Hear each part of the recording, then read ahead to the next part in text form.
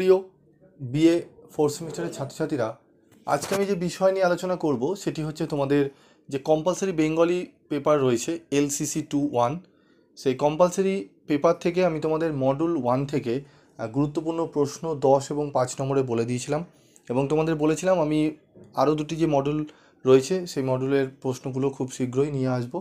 তো আমি আজকেই দিয়েছিলাম তোমাদের সম্ভবত মডুল, আজকে না কালকে, গতকাল।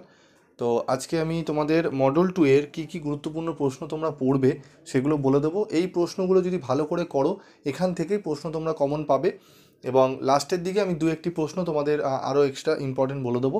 তবে এই প্রশ্নগুলো করে রাখলেই হবে এবং তোমাদের বারবার বলছি টেক্সট বইটি খুঁটিয়ে পড়বে। তোমাদের বইয়ের নামও আমি বলে দিয়েছি, তোমরা ভিডিওতে গিয়ে সেটি দেখে নেবে এবং সেই ভিডিও যদি না পেয়ে গিয়ে থাকো এই ভিডিওর ডেসক্রিপশন বক্সে তোমরা পেয়ে যাবে, কিছুক্ষণ পর দেখে নেবে।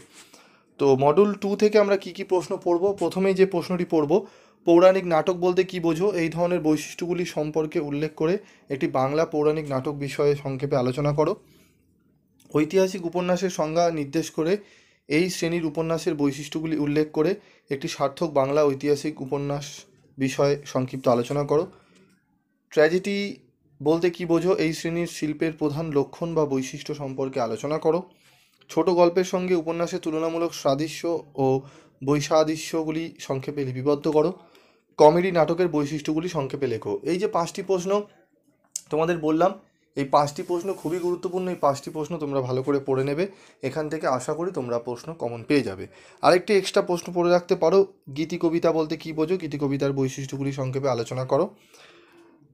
7 নম্বর প্রশ্ন, ঐতিহাসিক নাটক বলতে কী বোঝো? এর বৈশিষ্ট্যগুলি উল্লেখ করে একটি সার্থক বাংলা ঐতিহাসিক নাটক আলোচনা করো। 7টি প্রশ্ন দেওয়া রয়েছে, তোমরা দেখে নেবে প্রশ্নগুলি। 5 নম্বরে একদম গুটি কয়েক প্রশ্ন দিয়েছি, খুবই কম প্রশ্ন দিয়েছি, প্রশ্নগুলো একটু ভালো করে দেখো। প্রশ্নটি কি দেখে নাও। সাহিত্যিক মহাকাব্যের বৈশিষ্ট্য বা লক্ষণগুলি সংক্ষেপে লেখো।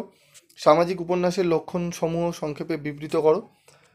ঠিক আছে, 5 নম্বরের প্রশ্ন। এবং ব্যক্তিগত বা মনয় প্রবন্ধের বৈশিষ্ট্যগুলি সংক্ষেপে উল্লেখ করো। খুবই গুরুত্বপূর্ণ এই প্রশ্নটি। এবং এর সাথে আরেকটি পড়বে, উপন্যাস ও রোম্যান্সের পার্থক্য আলোচনা করো। জাতীয় বা আদি মহাকাব্য ও সাহিত্যিক মহাকাব্যের মধ্যে পার্থক্য করো। ঠিক আছে, বা পার্থক্য লেখো।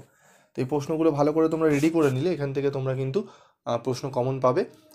তোমরা এগুলো রেডি করো। এবং তৃতীয় যে মডেল 3 রয়েছে, এই মডেল 3 যে প্রশ্নগুলো গুরুত্বপূর্ণ থাকবে সেগুলো আমি পরবর্তী ভিডিওতে আলোচনা করে দেবো। ঠিক আছে, এবং অবশ্যই বইয়ের যে নামগুলো বলেছি, বইয়ের নামগুলো, ওই বইগুলো তোমরা কিনে নিও, তোমরা উত্তরগুলো পেয়ে যাবে। ঠিক আছে, আজকের মতো এটুকুই। দেখা হচ্ছে পরবর্তী ভিডিওতে। সকলে ভালো থেকো, সুস্থ থেকো।